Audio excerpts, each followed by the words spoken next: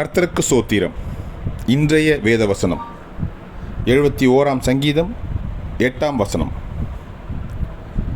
என் வாய் உமது துதியினாலும் நாள்தோறும் உமது மகத்துவத்தினாலும் நிறைந்திருப்பதாக. ஆமென். 71 சங்கீதம் 8 என் வாய் உமது துதியினாலும் நாள்தோறும் உமது மகத்துவத்தினாலும் நிறைந்திருப்பதாக. ஆமென்.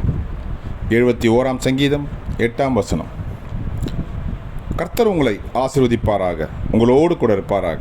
ஆமென்.